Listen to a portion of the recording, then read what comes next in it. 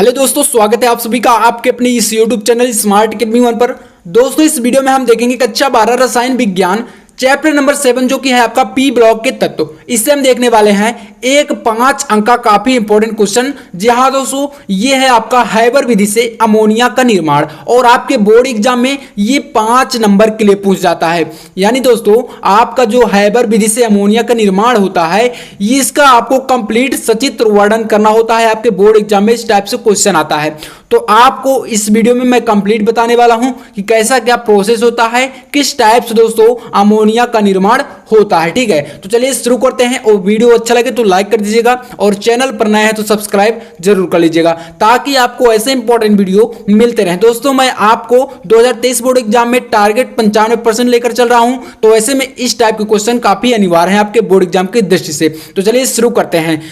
दोस्तों, आज का हमारा मोटिवेशन कोट्स है कि तरक्कियों की दौड़ में उसी का जोर चल गया जो बना के रास्ता भीड़ से निकल गया। तो आपको दोस्तों भीड़ नहीं बनना है, आपको हर मुश्किल काम को करना है। ठीक है, तो चलिए देखते हैं किस टाइप से इसका निर्माण होता है, फिर हम आपको इस चित्र को भी समझाएंगे किस प्रकार से इसमें प्रोसेस होता है। ठीक है, तो देखिए हैबर विधि का जो सिद्धांत है इसे पहले समझिए। यहां पर कहा गया है कि शुद्ध नाइट्रोजन, यानी दोस्तों आपको पता होगा कि जो अमोनिया होती है इसका जो सूत्र होता है वो होता है NH3। ठीक है, तो देखिए यहां पर NH3 क्या है, मतलब N क्या है आपका नाइट्रोजन है और H क्या है हाइड्रोजन है, यानी दो तत्वों से मिलकर ये बना है। तो देखिए यहां पर शुद्ध नाइट्रोजन और हाइड्रोजन के 1:3, मतलब दोस्तों कोई चीज मान लीजिए 100% है तो उसमें दोस्तों आपका 25% जो है अलग पार्ट हो जाए और आपका 75% जो है वो अलग पार्ट हो जाए। तो ऐसे में क्या होगा, 1:3 का पार्ट अलग हो जाएगा। तो यानी 1:3 के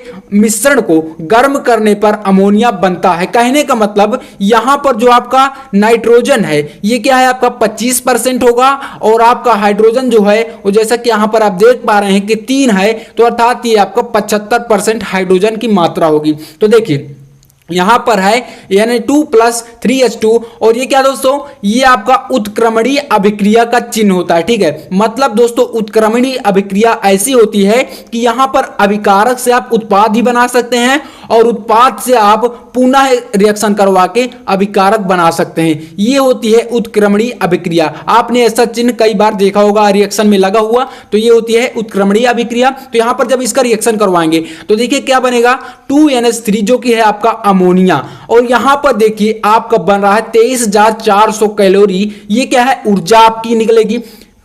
ये क्या है दोस्तों आपका, ये यहां पर निकल रही है ऊर्जा, यानी 23,400 कैलोरी इसमें ऊर्जा भी निकलेगी। तो देखिए यहां पर कहा गया है कि जब ये रिएक्शन करवाते हैं तो यहां पर यह एक उष्माक्षेपी उत्क्रमणीय अभिक्रिया है और क्रिया के पश्चात आयतन में कमी होती है। ठीक है, यानी जब इसका रिएक्शन करवाते हैं तो जो यहां पर आपका अमोनिया बनता है इसके आयतन में क्या है, कमी हो रही है। इस प्रकार से ये होगी। और उत्क्रमणीय अभिक्रिया तो आप समझ ही गए होंगे और उष्माक्षेपी अभिक्रिया भी आप समझ गए होंगे। जो ऐसी रिएक्शन जिसमें दोस्तों आपका जो उत्पाद बन रहा है उत्पाद के साथ साथ आपका उष्मा भी निकले, यही आपकी ऊर्जा निकले, तो यही क्या है, उष्माक्षेपी अभिक्रिया कहलाती है।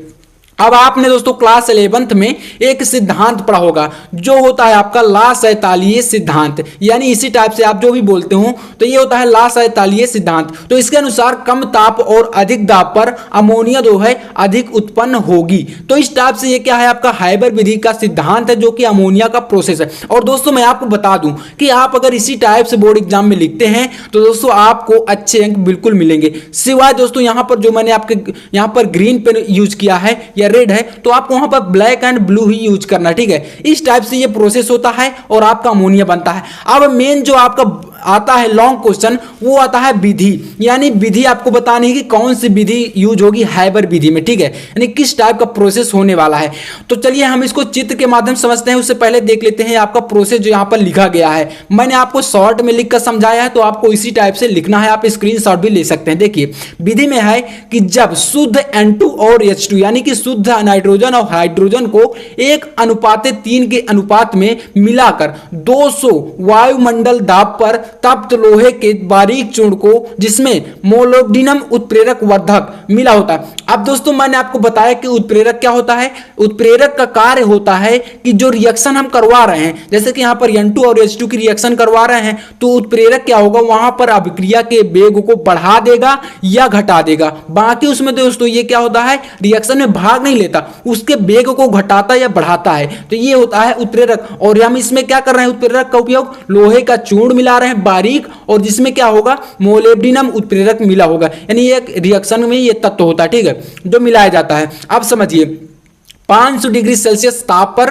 गर्म करते हैं और इस विधि में 10 से 15% अमोनिया बनती है, यानी कि पूरी तरह से अमोनिया नहीं बनती इस टाइप से। यहां पर ओनली आपकी 10% से लेकर 15% तक ही अमोनिया बनती है, जिसे संघनित्र में प्रवाहित करके द्रवित कर लेते हैं और शेष को पुनः उत्प्रेरक कक्ष में प्रवाहित कर देते हैं, यानी पुनः भेज देते हैं उसी चक्र में, जिससे N2 और OH2 के संयोजन से पुनः NH3 लगातार बनती रहती है। ये तो हुआ आपका प्रोसेस। अब चलिए मैं आपको चित्र के माध्यम से समझाता हूं ताकि आपको अच्छे से समझ में आ जाए। देखिए ये क्या है, आपका चित्र है, ठीक है, ये हमारा चित्र है।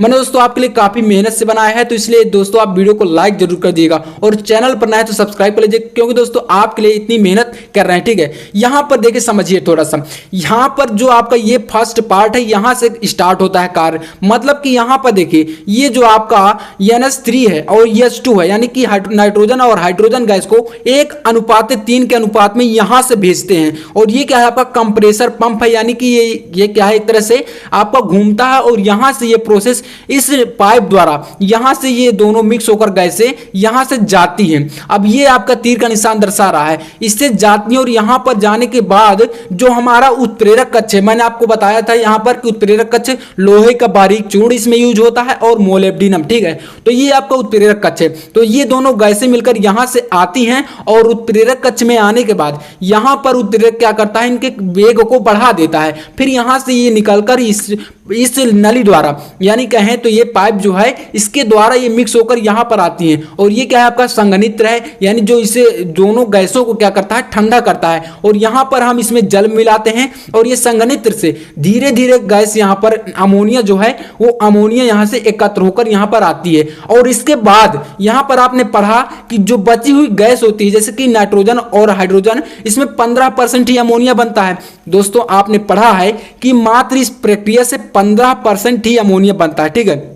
बाकी की गैसें यहां से फिर से जाती हैं। तो यहां पर जब पुनः ये गैसें जाती हैं तो इस सर्कुलेशन पंप द्वारा यहां से पुनः ये गैस इसके द्वारा और यहां से होती हुई फिर से इस उत्प्रेरक कक्ष में आ जाती है। और जब ये उत्प्रेरक कक्ष में आती है तो पुनः अमोनिया यहां से बनती है। तो यही प्रक्रिया लगातार चलती रहती है और यही सिंपल सा प्रोसेस है आपका इस चित्र में। तो आपको समझ लेना है, अच्छे तरीके से आप चित्र को भी बना सकते हैं। तो मैं आशा करता हूं कि आपको ये वीडियो पसंद आया होगा। अगर वीडियो अच्छा लगा तो लाइक कर दीजिएगा और चैनल पर नए हैं तो सब्सक्राइब जरूर कर लीजिएगा। तो चलिए मिलते हैं नेक्स्ट वीडियो में, तब तक के लिए जय हिंद, वंदे मातरम।